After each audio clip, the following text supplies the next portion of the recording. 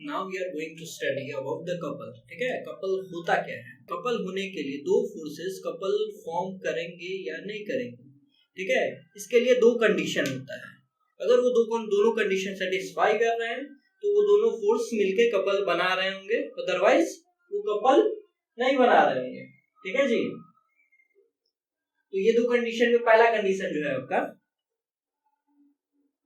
ये दो कंडीशन में ये पहला कंडीशन जो है कि both the forces are equal and opposite to each other. ठीक है, दोनों जो फोर्स है वो एक दूसरे के ऑपोजिट होने चाहिए। दो फोर्सेस कहा जाएगा कि वो कपल बना रहा है इफ, यदि दोनों फोर्सेस इक्वल होना चाहिए मैग्नीट्यूड में और उनका डायरेक्शन एक दूसरे के जस्ट ऑपोजिट होना चाहिए। जैसे यहाँ देखिए जी, F1 का डायरेक्शन आई की तरफ है, इसका लाइन ऑफ एक्शन कैसे होगा। इसके लाइन ऑफ एक्शन को बनाने के लिए क्या करेंगे, इस फोर्स के डायरेक्शन के अलोंग हम डॉटेड लाइन बना देंगे। तो ये होगा F1 का लाइन ऑफ एक्शन।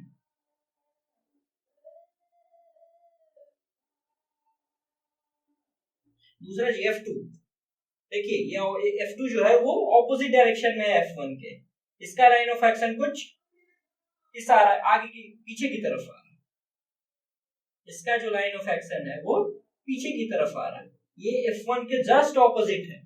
ठीक है, तो कह रहा है, और देखिए इनका जो मैग्नीट्यूड ये 10 न्यूटन है और इसका भी मैग्नीट्यूड 10 न्यूटन है। दोनों का मैग्नीट्यूड सेम है और डायरेक्शन क्या है, ऑपोजिट है। तो पहला कंडीशन ये सेटिस्फाई कर गया। ठीक है, दूसरा चीज है जी, बोथ आर एंटी पैरेलल। चलो इसको यहां पे हम लोग कर लेते हैं, बोथ द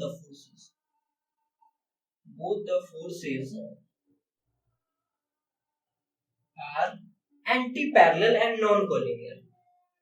ठीक है, एंटी-पैरेलल कहने का मतलब होता है, एंटी-पैरेलल कहने का मतलब होता है कि ये देखिए, एक ये दोनों लाइन क्या होंगे, पैरेलल होंगे।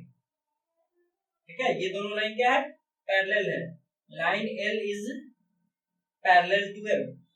इसी का अगर एक का डायरेक्शन जस्ट ऑपोजिट हो जाए, L का डायरेक्शन I की तरफ हो जाए और M का पीछे की तरफ, तो हम कहेंगे L और M क्या है, एक दूसरे से एंटी पैरेलल है। इनके बीच जो भी परपेंडिकुलर डिस्टेंस है वो तो सेम है।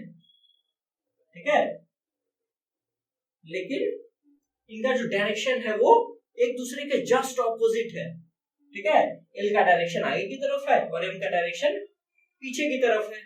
तो ठीक वैसे ही है जी, यहाँ पे देखिए फोर्स का डायरेक्शन आगे की तरफ है और F2 का डायरेक्शन जो है वो पीछे की तरफ है।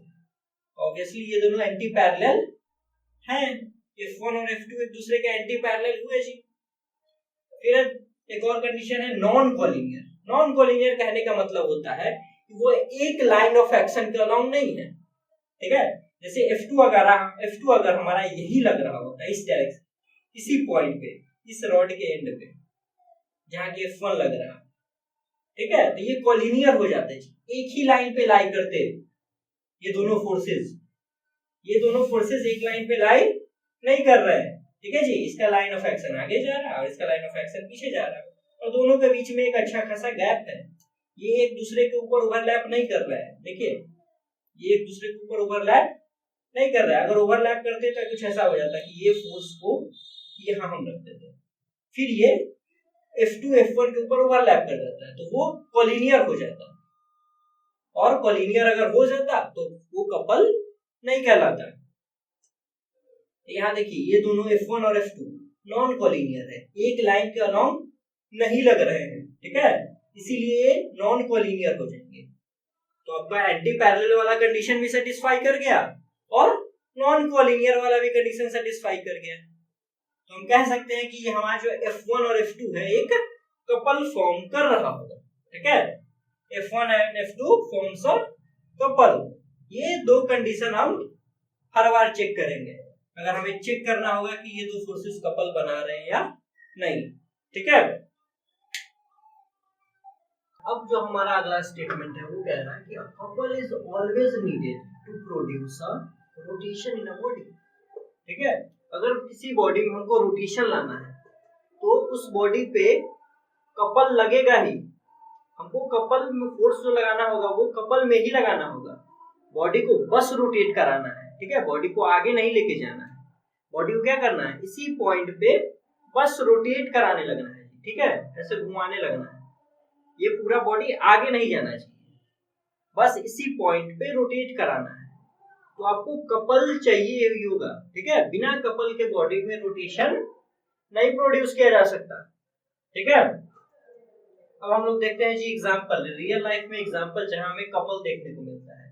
हम लोग नल खोलते हैं जी, नल का जो सबसे अपर पार्ट होता है कुछ ऐसे ही फॉर्म के होता है, हम लोग नल कुछ ऐसे फोर्स लगाते हैं खोलते हुए, इस पॉइंट पे हम लोग इसको ऐसे पुश करते हैं और ये वाले पॉइंट को आगे की तरफ पुश करते हैं, मतलब देखा जाए तो कुछ ऐसे रोटेशन होता है, ठीक है।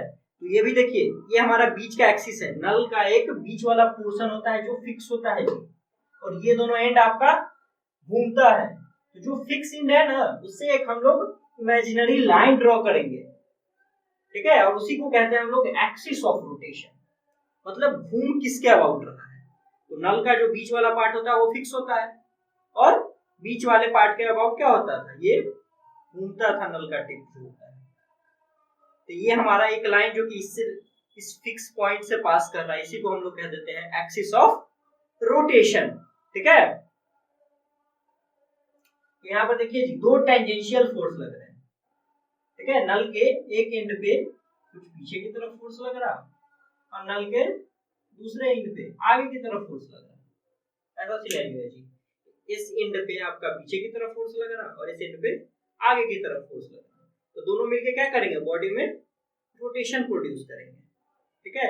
ये वाला पॉइंट क्या होगा, ये वाला पॉइंट आपका पीछे घुमा रहा होगा ऐसे, ये वाला पॉइंट कुछ, ये वाला इस पॉइंट को ये वाला फोर्स कुछ ऐसे घुमा, तो रोटेशन कुछ ऐसे हो रहा है। तो इन दोनों फोर्स के कारण इस नल के टिप में क्या होगा, रोटेशन आ रहा है, ठीक है। वैसे ही दूसरा केस हम लोग रॉड के केस में देखते हैं। हम लोग एक रॉड लिए हैं, इसमें दो, इस रॉड को हमने इस पॉइंट पे फिक्स कर दिया है, पॉइंट 2, ठीक है, इस पॉइंट को हमने क्या किया है, हिंज कर दिया है, फिक्स कर दिया है, या इसी को लोग हम लोग कह देते हैं पाइवोट, ठीक है। तो ये पॉइंट तो मूव नहीं करेगा। अब हमने एक एंड पे 10 न्यूटन लगाया और दूसरे एंड पे फिर से 10 न्यूटन लगाया, ठीक है। लेकिन ये दोनों फोर्सेस देखो इक्वल है एंड ऑपोजिट है, तो पहला कंडीशन कपल का सेटिस्फाई कर रहा है, ये इक्वल है एंड ऑपोजिट है। दूसरा कंडीशन था जी कि एंटी पैरेलल होने चाहिए, तो देखो इसका डायरेक्शन आगे की तरफ है, इसका डायरेक्शन पीछे की तरफ है, और दोनों के बीच डिस्टेंस जो है वो हमेशा कांस्टेंट है, that is the length of the rod, यही तो है। इन दोनों के बीच जो डिस्टेंस होगा, फोर्स का, इस फोर्स का लाइन ऑफ एक्शन बनाते हैं, ये होगा इस फोर्स का लाइन ऑफ एक्शन बनाते हैं। इन दोनों के बीच जो डिस्टेंस है वो हमेशा क्या है, फिक्स है, लेंथ ऑफ द रॉड के बराबर, ठीक है। और दोनों फोर्स का डायरेक्शन ऑपोजिट है और इक्वल है, तो पहला कंडीशन ये सेटिस्फाई कर गया। दूसरा कंडीशन में एंटी पैरेलल वाला कंडीशन भी सेटिस्फाई कर रहा है, ठीक है। And at last non collinear भी एक कंडीशन था। तो ये देखो, ये दोनों फोर्स एक दूसरे के ऊपर ओवरलैप नहीं कर रहे हैं, ये यहां लग रहा है तो दूसरा यहां लग रहा है, ऐसा नहीं कि दोनों सेम लाइन के अलोंग लग रहा है। इसका लाइन ऑफ एक्शन आगे की तरफ है, देखो यहाँ पे रॉड के इस एंड पे, सपोज करिए कि रॉड का ए एंड है, ये रॉड का बी एंड, तो इसका लाइन ऑफ एक्शन ए के अलोंग है और इसका लाइन ऑफ एक्शन बी के अलोंग है, दोनों एक लाइन के अलोंग नहीं आ रहा, तो ये दोनों कोलिनियर भी नहीं है, तो ये दोनों कपल बना रहे होंगे, और जब कपल बना रहे होंगे तो क्या करेंगे, बॉडी को रोटेट करना चाहेंगे। तो ये एंड पे फोर्स ऐसे लग रहा, ये एंड पे आपका फोर्स ऐसे लग रहा, तो ये फोर्स क्या चाहेगा, बॉडी को ऐसे घुमाओ। ये कौन सा डायरेक्शन है जी, क्लॉकवाइज। ये चाहेगा कि बॉडी को ऐसे घुमाए, ये फोर्स चाहेगा बॉडी को ऊपर घुमाए, और एट लास्ट ये पूरा जो रॉड है वो इस ओ पॉइंट के अबाउट, ये तो फिक्स है जी, ये मूव नहीं करेगा, लेकिन ये दोनों एंड मूव करते जाएंगे, कुछ ऐसा सिनेरियो हो गया जी, ठीक है। ये केस, ठीक है, ये फिक्स है और ये फोर्स लगता जा रहा और ये रॉड पूरा इस पॉइंट के अबाउट रॉड क्या हो रहा है, घूम रहा है। अभी तक हम लोगों ने फोर्स के बारे में पढ़ लिया है, मूवमेंट ऑफ फोर्स के बारे में पढ़ा है, ठीक है, और टॉर्क के बारे में भी कह सकते हैं हम लोगों ने पढ़ लिया है जी, ठीक है। अब हम लोग पढ़ने वाले हैं बॉडी के इक्विलिब्रियम स्टेट के बारे में, ठीक है। बॉडी आपसे कहा जाए कि अगर बॉडी हमारा इक्विलिब्रियम में है, इक्विलिब्रियम में होने का मतलब है कि बॉडी पे हमारा जो नेट फोर्स होगा वो 0 होगा जी, ठीक है, और नेट टॉर्क भी 0 होगा। अगर सिंपली आपसे कहा जाए कि बॉडी हमारा इक्विलिब्रियम में है, तो इसका सीधा मतलब यही निकलता है कि बॉडी पे नेट फोर्स और नेट टॉर्क 0 होना चाहिए, ठीक है जी। और नेट फोर्स 0 होता है तो वैसे इक्विलिब्रियम को हम लोग ट्रांसलेशनल इक्विलिब्रियम कह देते हैं, और जब नेट टॉर्क 0 होता है तो वैसे इक्विलिब्रियम स्टेट को हम लोग कह देते हैं रोटेशनल इक्विलिब्रियम। अब हम लोग डिस्कस करने वाले हैं एक एक करके ट्रांसलेशनल के बारे में, फिर रोटेशनल के बारे में देखेंगे हम लोग, ठीक है। तो फर्स्ट केस हम लोग लेते हैं ट्रांसलेशनल इक्विलिब्रियम के बारे में। क्या होता है जी ट्रांसलेशनल इक्विलिब्रियम, ठीक है। सबसे पहला केस है जी, एक बॉडी है जो कि इनिशियली क्या है, रेस्ट में है, इनिशियली रेस्ट में है, और इस पे 2 फोर्सेस लग रहे हैं जी, ये फोर्स 1 और ये फोर्स 2। इसका भी मैग्नीट्यूड 10 न्यूटन है और इसका भी मैग्नीट्यूड 10 न्यूटन है, और इनिशियली ये रेस्ट में था। क्या होगा जी, ये रेस्ट में ही रहेगा, इसका पोजीशन चेंज नहीं होगा, ठीक है, ये रेस्ट में ही रहेगा। इस तरह के इक्विलिब्रियम को हम लोग कह देते हैं स्टैटिक इक्विलिब्रियम,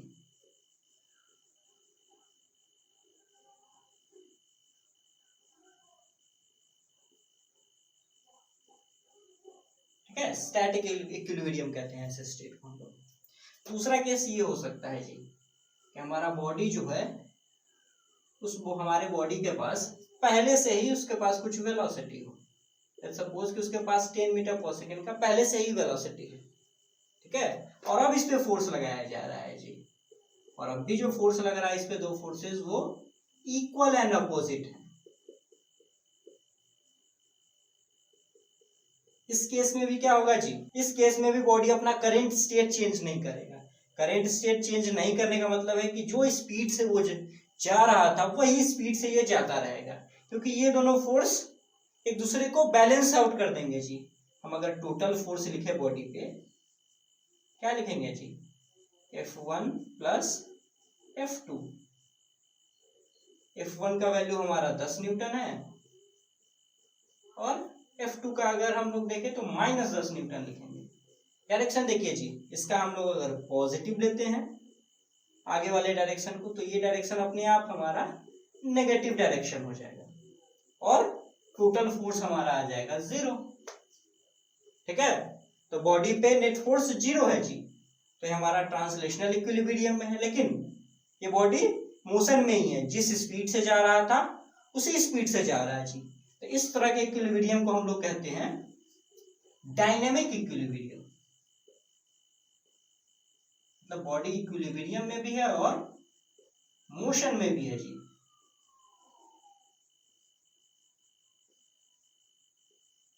तो यहां से हम लोग कह सकते हैं कि ट्रांसलेशनल इक्विलिब्रियम 2 तरह का हो सकता है, स्टैटिक इक्विलिब्रियम और डायनेमिक इक्विलिब्रियम।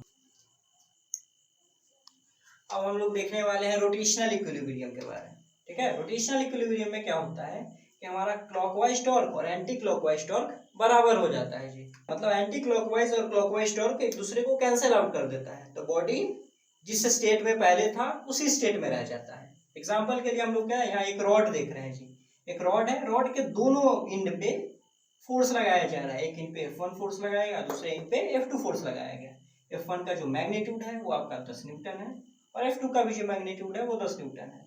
रॉड की लंबाई 1 मीटर है जी, और रॉड जो घूमेगा वो सेंटर के अबाउट घूमेगा, तो this would be the axis of rotation. एक लाइन पास करेगा, एक इमेजिनरी लाइन हम लोग इमेजिन करें, ठीक है, जो कि इस सेंटर से पास कर रहा हो, वही हो जाएगा axis of rotation of rod, मतलब हमारा जो रॉड होगा वो इसी लाइन के अबाउट घूमेगा, ठीक है, कुछ ऐसे देखिए घूमेगा। यहां देखते हैं जी हम लोग, तो F1 फोर्स के कारण जो हमारा टॉर्क आएगा वो क्या आएगा 5 newton metre in clockwise direction. ये फोर्स बॉडी को क्लॉकवाइज डायरेक्शन में घुमाना चाहेगा और नीचे वाला जो फोर्स है बॉडी को एंटी क्लॉकवाइज में घुमाना चाहेगा, ठीक है।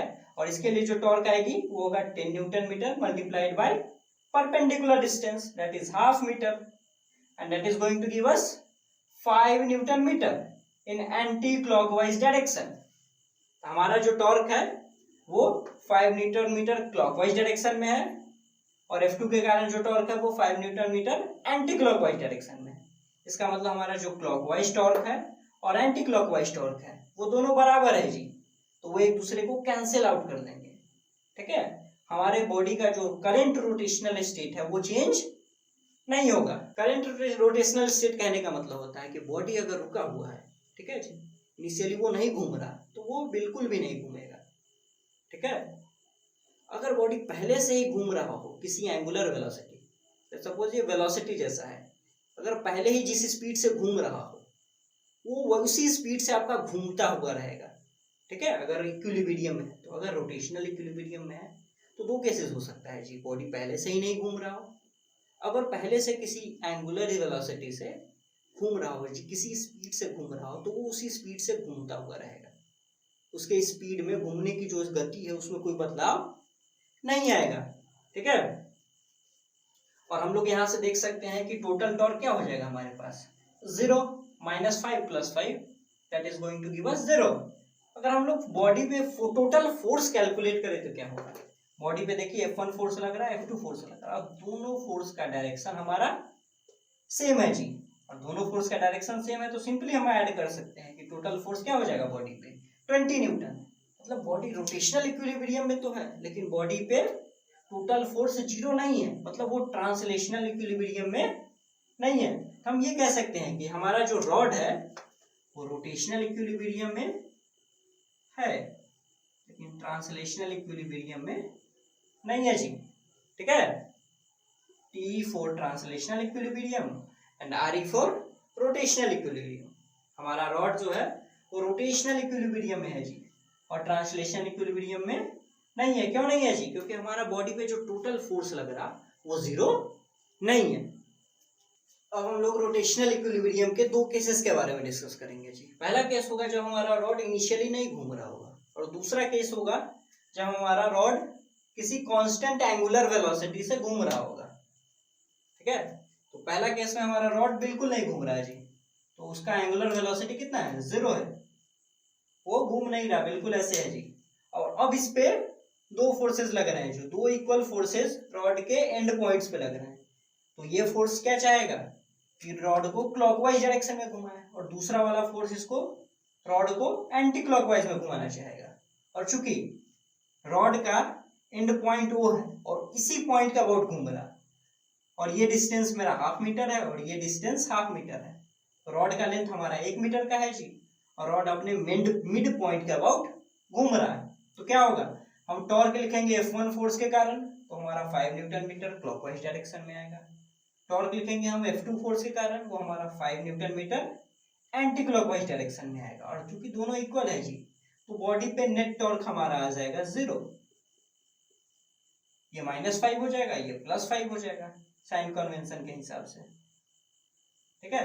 ये आपका -5 हो जाएगा, क्लॉकवाइज डायरेक्शन में है तो इसी को हम लोग ऐसे भी लिख सकते हैं -5 न्यूटन मीटर, और एंटी क्लॉकवाइज में है तो इसी को हम लोग ऐसे भी लिख सकते हैं 5 न्यूटन मीटर सिंपली। और दोनों का एडिशन क्या देगा हमें 0, तो हमारा नेट टॉर्क 0 है, यानी बॉडी हमारा रोटेशनल इक्विलिब्रियम में है। तो रोटेशनल इक्विलिब्रियम का ये पहला केस है जब बॉडी अगर नहीं घूम रहा था तो वो उसी स्टेट में रह जाएगा जी, ठीक है। इस पे नेट टॉर्क 0 है तो बॉडी को घुमाने का प्रयास करेगा ही नहीं, तो इनिशियली ये रुका हुआ था, बाद में भी रुका हुआ रहेगा। On applying these two equal forces on the both ends of the rod. ये भी हो सकता है जी कि बॉडी पहले से, ये भी हो सकता है कि बॉडी पहले से ही घूम रहा हो किसी कांस्टेंट एंगुलर स्पीड से, ठीक है। ये रेडियन पर सेकेंड एक्चुअली में एंगुलर वेलोसिटी होती है, ठीक है जी। तो बॉडी हमारा अगर कांस्टेंट एंगुलर स्पीड से पहले से ही घूम रहा और इस पे दो फोर्सेस लगाए गए और उन दोनों फोर्सेस के कारण इक्वल टॉर्क प्रोड्यूस हो रहा है, बट इन ऑपोजिट डायरेक्शन। इसके कारण क्लॉकवाइज में हो रहा है, देखिए, और इसके कारण एंटी क्लॉकवाइज में हो रहा है। तो बॉडी का जो करंट रोटेशनल स्टेट है, करंट रोटेशनल स्टेट क्या होगा जी, ये लगातार घूम रहा है, कितने स्पीड से, 10 रेडियन पर सेकेंड एंगुलर वेलोसिटी से घूम रहा है। ठीक है जी, बॉडी जो घूम रहा है वो एंगुलर वेलोसिटी से घूम रहा है, जिसका वैल्यू है 10 रेडियन पर सेकेंड। तो उसी स्पीड से वो घूमता रह जाएगा जी, उसी वेलोसिटी से वो घूमता रह जाएगा, उसके एंगुलर वेलोसिटी में कोई बदलाव नहीं होगा, क्योंकि टॉर्क क्या है जी, ये टॉर्क इस टॉर्क को बैलेंस आउट कर रहा है, क्लॉकवाइज टॉर्क और एंटी क्लॉकवाइज टॉर्क बराबर है जी। और इस तरह के इक्विलिब्रियम स्टेट को हम लोग कहते हैं डायनामिक इक्विलिब्रियम जी। अब भी हम देखें तो हमारा नेट टॉर्क बॉडी पे कितना होगा, 0 + 5 और -5, that is going to give us 0। तो नेट टॉर्क अभी भी बॉडी पे 0 है, लेकिन बॉडी रुका हुआ है क्या जी, नहीं, बॉडी घूम रहा है अब भी कांस्टेंट एंगुलर वेलोसिटी से, जिसका मैग्नीट्यूड है 10 रेडियन पर सेकेंड। तो एक केस था हमारा कि जहां बॉडी रुका हुआ था तो रुका हुआ ही रह गया, तो वैसे इक्विलिब्रियम स्टेट को हम लोगों ने कह दिया स्टैटिक इक्विलिब्रियम। दूसरा केस था जी कि बॉडी घूम रहा था, उसी स्पीड से उसी एंगुलर वेलोसिटी से घूमता हुआ रह गया, तो हमारा वैसे इक्विलिब्रियम स्टेट को हमने कह दिया डायनामिक इक्विलिब्रियम। ठीक है, अब हम लोग ब्रॉडली डिवाइड कर सकते हैं कि इक्विलिब्रियम कितने टाइप का होता है, ठीक है, और उसका फर्दर सब डिवीजन कर सकते हैं। अब हम लोग इक्विलिब्रियम के कैटेगराइजेशन के बारे में देख सकते हैं, ठीक है। इक्विलिब्रियम हमारा दो तरह का होता है, ट्रांसलेशनल और रोटेशनल। ठीक है, ट्रांसलेशनल और रोटेशनल। ट्रांसलेशनल के केस में क्या होगा जी, हमारा नेट फोर्स बॉडी पे 0 होगा। अगर बॉडी कोई ट्रांसलेशनल इक्विलिब्रियम में है तो बॉडी पे नेट फोर्स 0 होगा। सिमिलरली अगर बॉडी हमारा रोटेशनल इक्विलिब्रियम में है जी, तो बॉडी पे नेट टॉर्क 0 होगा हमारा। अगर बॉडी जो है हमारा ट्रांसलेशनल इक्विलिब्रियम में भी है और रोटेशनल इक्विलिब्रियम में भी है, उसको हम लोग सिंपली कहते हैं इक्विलिब्रियम में है बॉडी। ठीक है, तो उस समय क्या होगा, बॉडी पे फोर्स भी 0 होगा, नेट फोर्स, और बॉडी पे नेट टॉर्क भी 0 होगा। ट्रांसलेशनल को फर्दर कैटेगराइज किया गया है दो तरह के इक्विलिब्रियम में, स्टैटिक इक्विलिब्रियम में और डायनेमिक इक्विलिब्रियम। स्टैटिक तब बॉडी जो है स्टैटिक इक्विलिब्रियम में तब होता है, ठीक है, जैसे मान लीजिए बॉडी हमारा इनिशियली रेस्ट में हो और उस पर दो इक्वल एंड अपोजिट फोर्स लगेंगे, तो बॉडी रेस्ट में ही रह जाएगा। ठीक है, बॉडी पे नेट फोर्स 0 ही है, बॉडी पे नेट फोर्स अब भी 0 ही रहेगा, और बॉडी जहां है वही रह जाएगा, रेस्ट का रेस्ट में ही रह जाएगा। तो इस तरह के इक्विलिब्रियम को हम लोग कह देते हैं स्टैटिक इक्विलिब्रियम। ये आपका ट्रांसलेशनल में भी पॉसिबल है और रोटेशनल में भी पॉसिबल है। ठीक है जी, बॉडी ट्रांसलेशन में क्या होगा, बॉडी जहां है वहीं रुका हुआ रह जाएगा। रोटेशन में क्या होगा, बॉडी पहले से नहीं घूम रहा है जी, बॉडी पहले से ही क्या है, रुका हुआ है, घूम नहीं रहा है। तो हमारा हम कह सकते हैं कि हमारा ओमेगा 0 हो रहा होगा उस इंस्टेंट पे। सिमिलरली डायनेमिक में देखते हैं हम लोग, डायनेमिक इक्विलिब्रियम में क्या होता है, बॉडी के पास पहले से ही स्पीड होती है जी। ठीक है, बॉडी के पास पहले से ही स्पीड हो और उस पर दो इक्वल एंड अपोजिट फोर्सेस लग जाए, क्या होगा, बॉडी का जो करंट स्टेट है बॉडी का कि वो कांस्टेंट स्पीड या वेलोसिटी से आगे जा रहा है जी, तो वो उसका करंट स्टेट चेंज नहीं होगा, क्योंकि अभी भी बॉडी पे नेट फोर्स कितना है, 0। ठीक है, इस तरह के इक्विलिब्रियम स्टेट को हम लोग कह देते हैं dynamic equilibrium.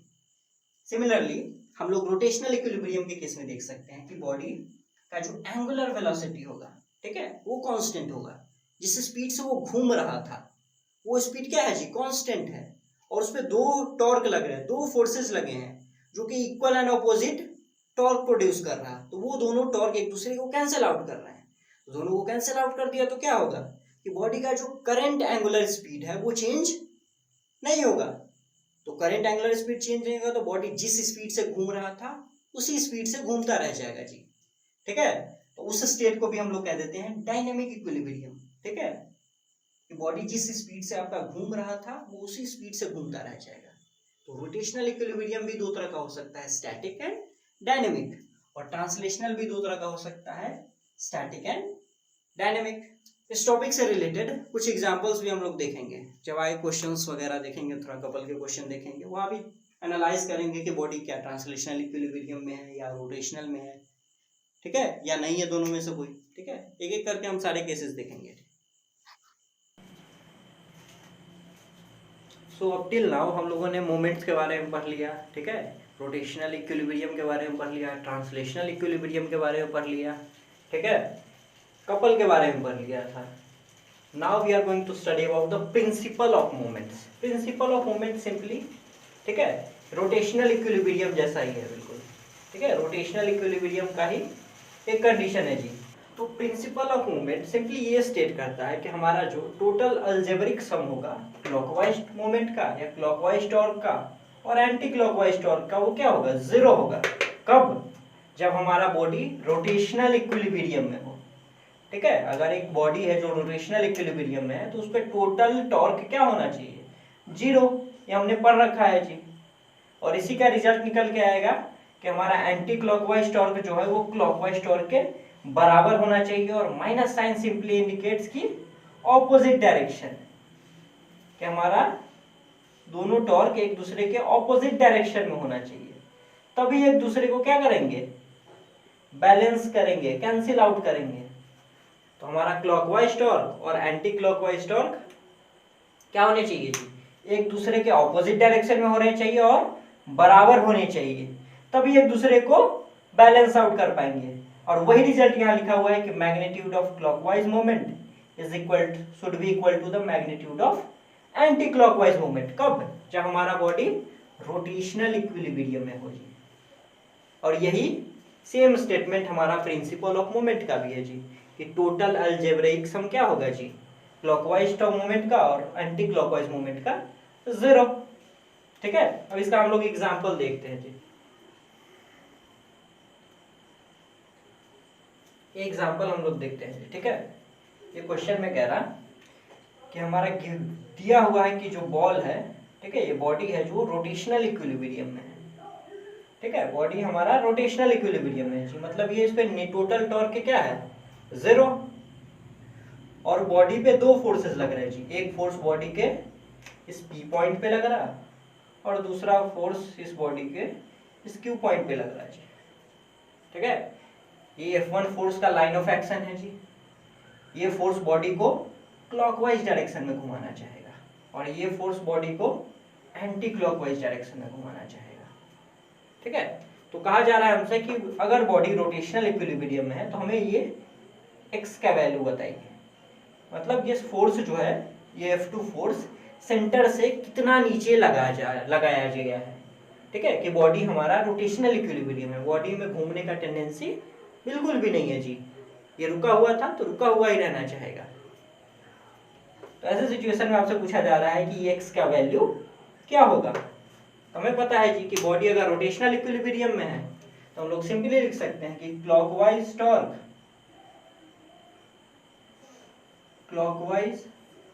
Torque should be equal to magnitude of clockwise torque should be equal to magnitude of anti clockwise torque, ठीक है। ये मॉड हम लोग मैग्नीट्यूड लिखने के लिए बस यूज करते हैं जी। तो हमारा क्लॉकवाइज टॉर्क कितना होगा जी, देखिए फोर्स और हमारा घूमेगा हुआ, देखो ये पूरा जो बॉडी है वो हमारा इस O सेंटर के अबाउट घूमेगा जी। तो ये सेंटर हमारा क्या हो गया, एक्सिस ऑफ रोटेशन। ये हमारा हो गया एक्सिस ऑफ रोटेशन। इसी पॉइंट के अबाउट ये पूरा बॉडी हमारा घूमेगा, ठीक है। तो हम टॉर्क अगर लिखे इस पॉइंट पे क्या होगा जी, F1 फोर्स के कारण टॉर्क, फोर्स और उससे परपेंडिकुलर डिस्टेंस और माइनस साइन के साथ। माइनस साइन क्यों जी, क्योंकि हमारा जो टॉर्क है वो ये टॉर्क जो है वो हमारा क्लॉकवाइज डायरेक्शन में है। हम लोग सिंपली लिख सकते हैं -10 न्यूटन मीटर। माइनस साइन बस यही बता रहा है कि हमारा जो टॉर्क है वो क्लॉकवाइज डायरेक्शन में है। सिंपली F2 फोर्स के कारण अगर हम टॉर्क लिखे तो क्या होगा जी, फोर्स और मल्टीप्लाई बाय परपेंडिकुलर डिस्टेंस। देखिए जी, इस एक्सिस ऑफ रोटेशन से हमारा परपेंडिकुलर डिस्टेंस यही तो होगा, ये एक्स लेंथ। यहां से हम लोग लिख सकते हैं force that is 20 Newton and multiplied by perpendicular distance. कितना हो जाएगा जी? 20x Newton metre. और चूंकि हमसे कहा जा रहा है कि बॉडी हमारा रोटेशनल इक्विलिब्रियम में है, तो हमारा ये एंटी क्लॉकवाइज टॉर्क और ये क्लॉकवाइज टॉर्क बराबर होने चाहिए जी। दोनों को हम बराबर करेंगे जी। यहाँ से हमारा आ जाएगा 20x इज इक्वल टू